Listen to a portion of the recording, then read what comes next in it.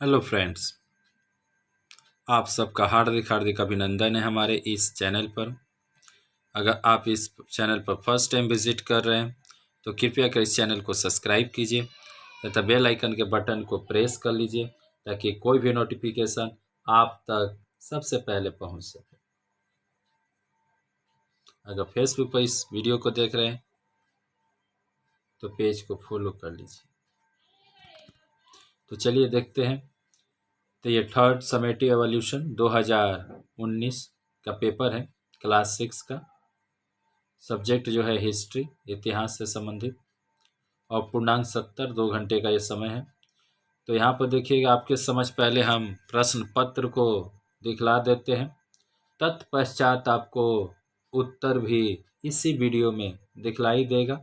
तो सबसे पहले आप सभी ये जो प्रश्न 2019 में आया है, पहले उसका दर्शन कीजिए।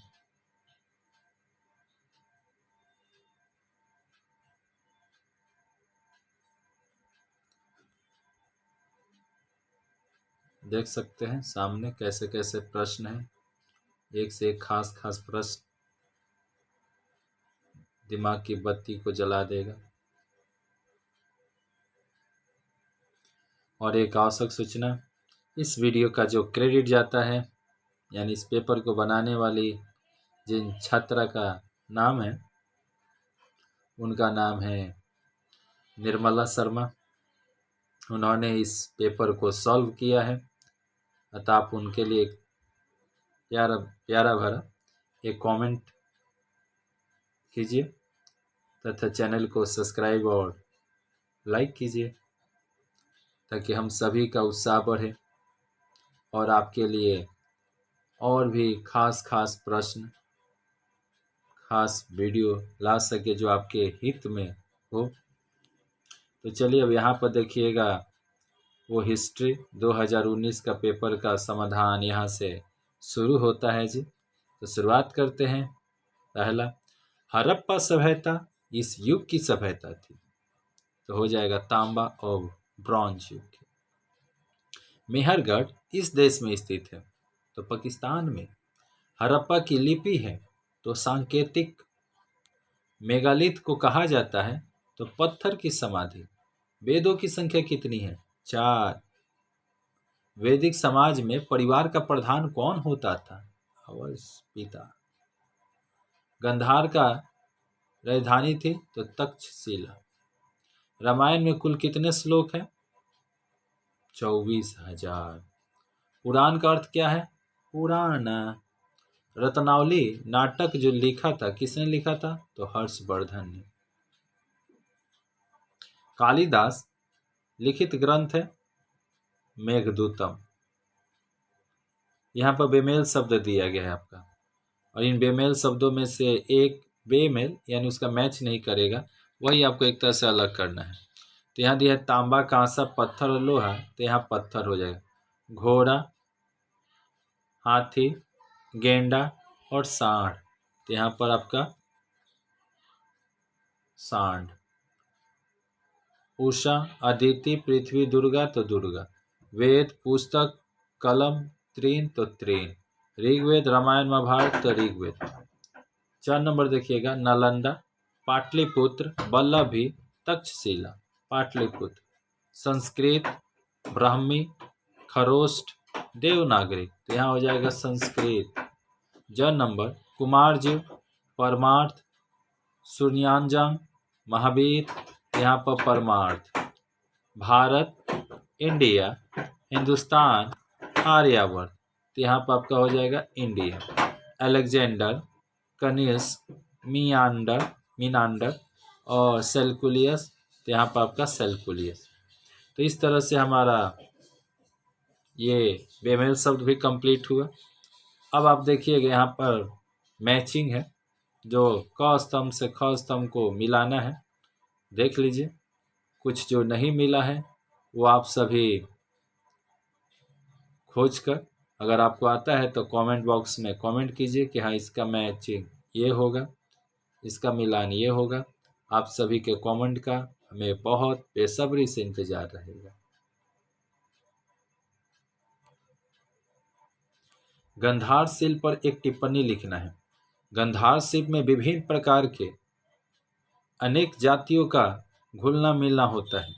यहाँ बुद्ध की पूजा करना निषिद्ध था। यहाँ बुद्ध की मूर्ति भी पाई जाती थी। यहाँ बुद्ध की मूर्ति एक सलोनी रंग लाल घूमे हुए और बुद्ध की मूर्ति शांत स्वभाव की। यहाँ विभिन्न प्रकार के शिल्पों के बारे में भी विवरण मिलता है। बाद में बुद्ध की पूजा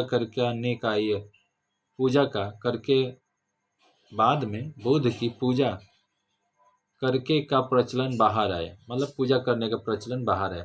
थोड़ा सा वर्ड मिटेक गए हैं तो थोड़ा सा समझने में दिक्कत हो जा रहा है। मेसोपोटामिया का अर्थ क्या है? तो दो नदियों के बीच का जो मध्यवर्ती क्षेत्र होता है वो मेसोपोटामिया कहा जाता है। विहार और स्तूप में दो अंतर, ये हर साल के पेपर में आप जाके प्ले लिस्ट में, और भी अगर आपको वीडियो चाहिए किसी भी क्लास का 5 से लेकर 10 तक या जिस भी क्लास का, तो आप प्ले लिस्ट में जाइए और प्ले लिस्ट में एक तरह से जो भी प्रश्न चाहिए आपको प्रश्न वहाँ पर सब आपको उस क्लास में जाकर आप चाहे तो देख सकते हैं। अतः आप सभी को अगर प्ले लिस्ट में जाकर ही आपको सारे प्रश्नों का एक तरह से सारे प्रश्न देखने को मिल सकते हैं। ठीक, और भी आपको किसी क्लास का चाहिए प्रश्न पत्र तो उसके लिए प्ले लिस्ट पर विजिट कीजिए। तो विहार और स्तूप में दो अंतर, तो विहार यह शिक्षा का केंद्र और यहाँ छात्र शिक्षा ग्रहण करते हैं। स्तूप का क्या बात है? तो यह एक उपासना का केंद्र है, यहाँ गौतम बुद्ध की पूजा की जाती है। चंद्रकेतुगढ़ का अवशेष कहाँ पाया जाता है? तो चंद्रकेतुगढ़ का अवशेष उत्तर 24 परगना के बेराचापा जिला में पाया जाता है। तोरण क्या है? तो तोरण एक प्रकार का भांडत्य है।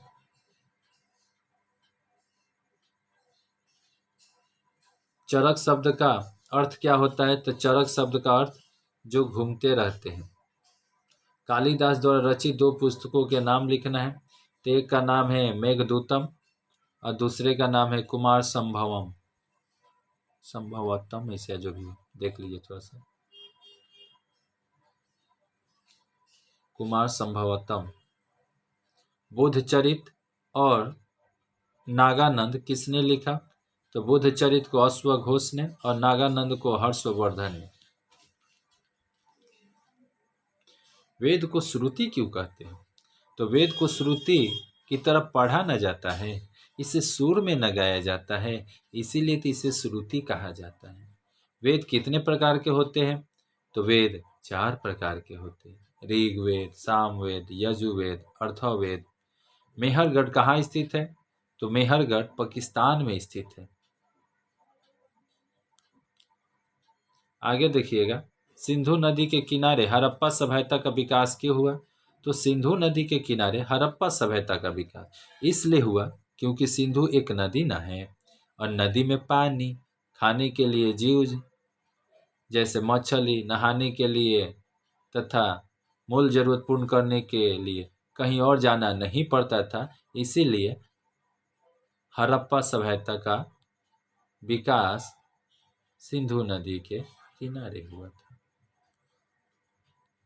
हड़प्पा शहर की नगर योजना का वर्णन करो। तो हड़प्पा शहर नदी के किनारे अवस्थित था। फिर उन्होंने नगर बनाने का सोचा और उसके लिए उन्होंने ईंट और बालू से नगर बनाए और खाने का सामान एक अलग से घर में होता था। तो आप सभी से रिक्वेस्ट है कि अगर आप यहाँ तक वीडियो देख रहे हैं तो कृपया कर चैनल पर अगर फर्स्ट टाइम आए हैं तो विजिट कर रहे हैं तो चैनल को सब्सक्राइब कर लीजिए, बेल आइकन के बटन को प्रेस कर दीजिए ताकि कोई भी इन्फॉर्मेशन आप तक सबसे पहले पहुंच सके जी, कोई और नहीं, आप तक। जी हाँ, और फेसबुक पर अगर देख रहे हैं तो पेज को फॉलो कीजिए ताकि इससे हम लोग का एक तरह से मोटिवेट होने का साहस मिलता है, और कोई बात है नहीं। वैदिक युग में नारियों की क्या स्थिति थी? वैदिक युग में नारियों की स्थिति अच्छी नहीं थी। शादी करने के बाद लड़कियों को घर से बाहर निकलने नहीं दिया जाता था। फिर बाद में लड़की अपने घरों से बाहर निकलकर काम में जाया करती थी। मौर्य शिल्प की क्या क्या विशेषताएं थी? तो मौर्य शिल्प में पुरुष धोबी चादर के वस्त्र पहनते थे। मौर्य शिल्प में क्या क्या विशेषताएं हैं? तो मौर्य शिल्प में पुरुष धोती और चादर के वस्त्र पहनते थे और लड़कियां कपड़े के ऊपर चादर पहनती थी। और उस समय मौर्य शिल्प में वाराणसी और मथुरा काफी प्रसिद्ध था। भारत के साथ ग्रीस देश के संपर्क का वर्णन दो। भारत के साथ ग्रीस महत्वपूर्ण संपर्क था। उस समय ग्रीस में अलेक्जेंडर भारत पर अपना अधिकार कायम करने आया था, लेकिन वे अपना अधिकार नहीं कर पाए। उनके साथ छोटे राज्यों ने लड़ाई की थी। वर्तमान समय में हमें इतिहास पढ़ने की आवश्यकता है। कारण क्या है? सही उत्तर देना है। तो वर्तमान समय में हमें इतिहास पढ़ने की ज़रूरत इसलिए है क्योंकि अगर हम इतिहास नहीं पढ़तेंगे तो हमें पढ़ने के पहले के बारे में पता नहीं चलेगा। तो इस तरह से इस वीडियो में इतना ही। फिर मिलते हैं किसी नए वीडियो में एक नए टॉपिक के साथ और एक नए जज्बे के साथ। तब तक के लिए जय हिंद, जय भारत, वंदे मातरम।